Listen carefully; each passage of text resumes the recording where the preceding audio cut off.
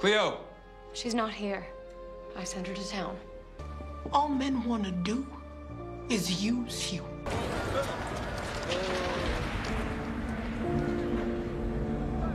A Duchess of what? I don't even pay to have sex. Come on. There's room for two. Okay, so today we're going to learn English using this movie called Redeeming Love. I have brought 5 scenes where you can learn emotional English languages. And you really mean Michael? I already told you how all of this came about. Liar.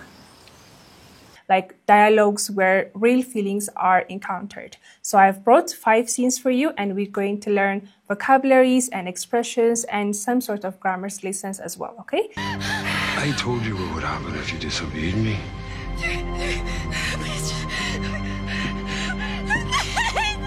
So ዛሬ የምንማረው አንድ ሙቪ ይላችሁ መጥቻለሁ በሱ ፊልም አንዳንድ ኤክስፕሬሽኖች አንዳንድ grammar ቶፒኮች ኮንቴክስቹዋሊ እንማራለን ማለት ነው The truth is, I don't know. And every man looks the same without clothes on. You're not that person anymore. I'll always be that person. መጀመሪያ ግን ታሪኩን ባጭሩ ልንገራችሁ በዛ ሰቆቃዊ በሚባለው ወቅት ላይ በ1850ዎቹ አካባቢ በአብዛኛው ወጣት ወንዶች ዘንድ ተፈላጊነቷ እጅጉን የጎላ ነበር ለዛም ነው የነጻነት ምንነትን እንኳን ሳታውቀው ለጨለማ ህይወት ተሰልፋ የሰጠችው ልጅነቷን እንደ ኩዮቿ ዘላል ጠገበችውም ነበር ለሴተኛ ዳርነት ስትጋለጥ ስለ እድሜዋ ግድ የሚሰጠው ሰው አልነበረም ማይክል እስከመገኘት ድረስ ማይክል በዛው አካባቢ የምትገኝ ትንሽ የገጠር ውስጥ የሚኖር በግብርና የሚተዳደር መልካም ወጣት ነበር መጀመሪያ ቀን እንዳያት ነበር ፈጣሪ ብቸኝነትን አይቶ የላከልኝ ግጣሚን አገኘው ብሎ ያመሰገነው ስለምትሰራው ስራም ግድ አልሰጠውም ነበር ነገር ግን ልቡ የተጎዳን ሰው ማፍቀር ቀላል አይደለምና ኤንጆል በጣም ነበር የጎዳችው ሲቀርባት እያራቀችው ሲንከባከባት እያጥላላችው ለብዙ ጊዜ ብትጎዳውም በስቃይ በደነደነው ልቧ ጀርባ ያለውን ትክክለኛ የሆነውን የተመለከተ ይተዋት አልፈለገም ነበር ይልቁንስ መገፋቱ ያበረታው ከደረሰበት መከራ አላቆ የራሱ ለማድረግ ሲጠር የሚያሳይ ደስ የሚል የፍቅር ታሪክ ያለው እንግሊዝኛው በደንብ የሚያስተምር አዝናኝ የሆነ ፊልም ነው በታሪኩ የተዝናናችሁ በዛውም ደግሞ እንግሊዝኛችሁን አንድ ደረጃ ከፍ እናድርጉ ሰው አሁን የመጀመሪያውን ሲን ፕሌይ አደርጋለሁ ከዛ በኋላ ከዚህ ውስጥ አውጣን እንማራለን ማለት ነው ኦኬ Angel, who's the man you were with last night? Which one? The good-looking one. All look the same to me. Okay, so አሁን እዚህ ጋር ስለ አንድ ወንድ ያወሩ ነው መጀመሪያም እንደነገርኳችሁ የሚሰሩት ቡና ቤት ውስጥ ስለሆነ there are many men coming to their place ስለዚህ ስለ good looking ነው ያወሩ ያሉት ማለት ነው good looking ማለት ምን ማለት ነው ማን ነበር ያ ሰው ያለቻት ከዛ በኋላ the good looking one አለቻት so good looking ማለት ለወንድ or ለሴት like አሪፍ መልክ ያለው ነው so ብዙ ጊዜ beautiful ነው የምንለው ቆንጆ የሚለው ነገር ላምጣ አይደለ ግን ለወንድ beautiful አይባልም so ለወንድ መጠቀም እንችላቸው ቆንጆ ለማለት መጠቀም እንችላቸው አንደኛው good looking ነው ማለት ነው ስለዚህ good looking man ካልን ያ ሰው ቆንጆ ነው ያልን ነው ማለት ነው the other one though by good looking fanta you can also say attractive and handsome and you can also say stunning ለወንድ ማለት ነው እንጂ beautiful ማለት አትችሉም so እዚሁ ሲን ላይ ሌላ ደግሞ አለ So, you really don't care about him, Angel? You can have him. You'd be doing me a huge favor. Okay, so the next one አሁን ምን አለቻት you can have him ከሚለውን ጀምር so ብዙ ጊዜ have የምትሏን የምናቃት like አለኝ ወይም አላቸው አለን ለማለት ነው ለምሳሌ I have ስል አለኝ ነው they have ሲሆን አላቸው ይሆናል አይደለ so እሷ ስለ ቆንጆው ልጅ ያወሩ አልነበረ ያ the good looking man ደግሞ ከኤንጀል ጋር ነበር የነበረው so the other woman was jealous እና የጠየቀቻት ነበር like አትፈልጊው ማለት ነው ስትላት እሷ ምናለች you can have him ማለት መውሰድ ትችያለሽ ይጋለቻት ነው ማለት ነው ስለዚህ የሆነ ነገር you can have it ካልኩኝ መውሰድ ትችላላችሁ ያልኩኝ ነው እንጂ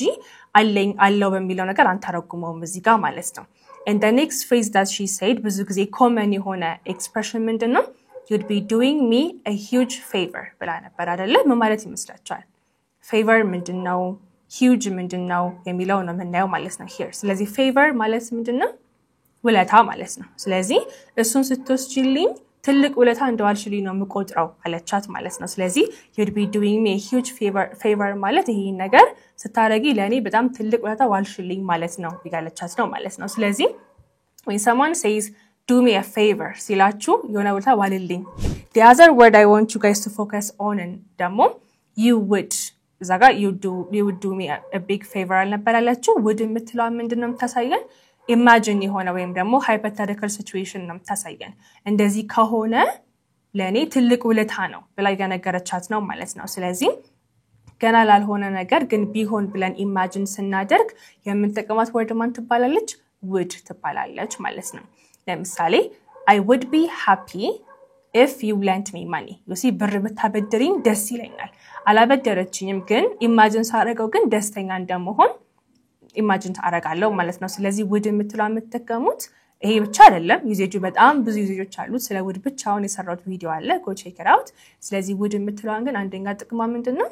imagine የምናረጋቸውን ነገሮች ለመግለጽ ይሆንልናል ማለት ነው ስለዚህ you would be doing me a huge favor ማለት ትልቅ ውለታ ነው ምትውይልኝ ይሄን ካደረግሽ ያለቻት ነው ማለት ነው አክቲቭን ጀጅ ማድረግ አይቻልም ግን አንድ ፍሬዝን በሁለት ኢሞሽን ወይም በተለያየ ስሜት እልላችኋለሁ ከዛ በኋላ የትኛው ስሜት ነው ልክ የሆነው የሚለው ነገር you guys will answer okay if you know half of what I did you'll send me right back this is one the other one is if you know half of what I did you send me right back ይሄ ደግሞ the other one so ከሁለቱ በየትኛው ኢሞሽን ነው ልክ የሚሆነው ይሄ ፍሬዝ የሚለውን after you see this clip you will understand okay That's the life I want to offer you, Angel. One full of color, warmth, beauty and light. Before that ግን ይሄን ፍሬዝ ከማውቃችሁ በፊት there is one vocabulary that I want to teach you guys እሱም offer የምትለው ነው ምን ብሎ ነበር ማይክል አሁን ለኤንጀል this is the kind of life I want to offer you offer ማለት ምን ማለት ነው yes offer ማለት የሆነ ነገር provide ማድረግ ወይም ይሄ ነገር ነው ላንቺ መስጠት የምፈልገው ያላስ ነው ማለት ነው as I've mentioned previously እሷ በፊት የነበራት ላይፍ በጣም የሚያስጠላና ብዙ ሰው በቃ የሚጠቀምባት አይነት ሰው ነበረች አሁን ግን እሱ like እሷን እንደ አግብቶ መኖር ስለሚፈልግና እንደዚህ አይነት ላይፍ መስጠት ፈልጋለሁ ላንቺ ያላስ ነው ማለት ነው ስለዚህ offer ሲኖኒሞች ወይም ተመሳሳይ ቃላቶቹ እንዳልኳችሁ give መሆን ይችላል propose መሆን ይችላል or ደግሞ provide መሆን ይችላል ማለት ነው ስለዚህ እንደዚህ አይነት ህይወት ነው ሰጥሽ የምፈልገው ያላስ ነው ማለት ነው አሁን ደግሞ ፍሬዙን ታያላችሁ እሷ ስትለው Just give me a chance. You knew half of what I did, you'd send me right back. You did not. She was the... You see how she said it? አሁን እሱ እንደዚህ አይነት ላይፍ ልስጥሽ ሲላት እሷ she was very sad and she said if you knew half what I did you would send me right back አለችው ማለት ነው እንዳልኳችሁ በፊት የነበራት ላይፍ በጣም የሚያስጠላ ነበርና በፊት ካረኩት ላይ ግማሹን እንኳን ብታቅ ትመልሰኝ ነበር ያለችው ነው ማለት ነው so obviously ያው ተመልሱታላችሁ በየትኛው ልክ እንደሆነ ድጋሚ ፕሌይ አደርግላችኋለሁ እሱን ፓርት ግን አሁን እዚህ ጋር እንድታዩ የምፈልገው if you knew what I did አለች አይደለ you would send me right back አሁን ይሄ what type of conditional sentence ነው this conditional sentence is the type 2 conditional sentence እንደዚህ ቢሆን እንደዚህ ይሆናል ብለን ስናወራ ማለት ነው so we're saying it's unreal present ላይ ያልሆነ ነገር ስንገልጽ ነው ስለዚህ if ካለች በኋላ you ብላ she used verb to if you knew ያለችው ማለት ነው no past ደግሞ ማን ነው knew ነው ስለዚህ if you knew what I did ያረኩትን ብታቅ ኖሮ half of what I did ያረኩትን ግማሽ ብታቅ ኖሮ ምን አለች ከዛ በኋላ you would send me back ቅድም ያገናት ወር ተመለሰች እዚህ ጋርም would ምንድን ነበር ብያችኋለሁ hypothetical situation እንደዚህ ቢሆን ኖሮ እንደዚህ ይሆናል ብለን የምንገልጽበት ቃል ነው ስለዚህ ብታውቅ ተመልሰኛለህ ወዳገኘኝ ቦታ ያለችው አይደል ስለዚህ አላወቀም ግን ቢያውቅ ኢማጂን ያደረገች ነው ማለት ያደረገ የሚችለው ነገር ስለዚህ እንደዚህ ቢሆን እንደዚህ ይሆናል ብላችሁ ስታወሩ if ያላችሁ በኢፍ ቦታ ላይ የምትጠቀሙት past ነው verb to if you knew ያለችው new past ስለሆነ ማለት ነው ከዛ you would ብላ send is verb one አይደለ ስለዚህ if you ብላችሁ verb to ከዛ በኋላ እሱ ካለቀ በኋላ you would ብላ ደግሞ verb one ተጠቀመች ማለት ነው ስለዚህ if you knew half of what I did you would send me right back አለች ማለት ነው so here she used the type 2 conditional sentence. አሁን ደግሞ ሶስተኛውን ሲን እናያለን okay?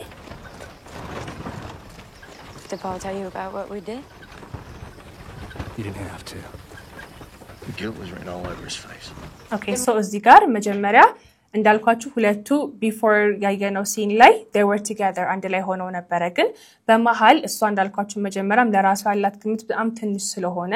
እሱ ቤታሪ ሆነ ነገር ነው የሚያስፈልገው ብላ ስለምታስብ ጥላው ሄዳ ነበር ይሄ እንደምታደርገው የረዳት ደግሞ የሱ brother in law ወይም የሱ እህት ባል ነበር ማለት ነው ስለዚህ እሱ ከምን እንዳደረገ ነገረ ወይ አለችው ማለት ነው ከዛ በኋላ he didn't have to አለ እዚህ ጋርም ልክ እንደቀደሙ have በሌላ way ስንጠቀማት ነው የምንማረው ማለት ነው so I have to she has to they have to ስንል አሁንም have አለኝ አላቸው አላት ከሚለው ትርጉሙ ወጥቶ ሌላ ትርጉምን ይይዛል ማለት ነው እዚህ ጋር he didn't have to ሲል አይጠበቅበትም ነበር ይጋላስ ነው ማለት ነው meaning so ጥያቄው ምንድን ነበር ነገረ ወይ ነው አይደል ያለችው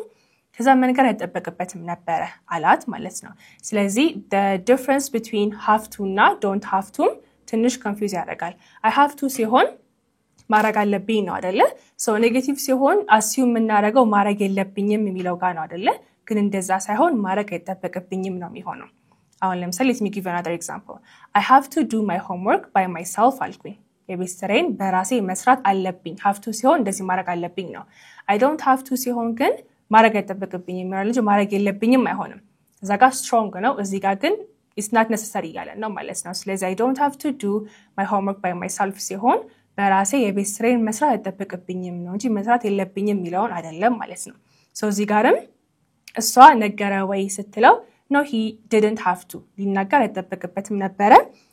like ምንድነው ያለው guilt was written all over his face so አሁን ደግሞ guilt የምትሏን ወርድ ነው ያለው ማለት ነው so guilt ማለት የጥፋተኝነት ስሜት ማለት ነው ምክንያቱም ቅድምም እንዳልኳችሁ የረዳት escape እንድታረግ ወይም ከሱ እንድታመልጥ ከሱ እንድትሸሽ ያረጋት የእህቱ ባል ነው እሱ ማለት ፖል ማለት እሱ ነው ስለዚህ ያ ነገር ጥፋተኝነት ስሜት ስላደረበት guilt ከፊቱ ስላነበብኩኝ ያን ነገር ሳይነግረኝ ተረድቻለሁ በራሴ አውቄያለሁ አላት ማለት ነው ስለዚህ guilt ማለት ምንድነው አልኳችሁ የጥፋተኝነት ስሜት የሚሰማው ሰውዬ ደግሞ ምንድነው ማለት ነው guilty ነው ማለት ነው ስለዚህ in this case የእህቱ ባል guilty ነው ማለት ነው okay Then why did you come for me? Why didn't you just leave me where I belong? I love you.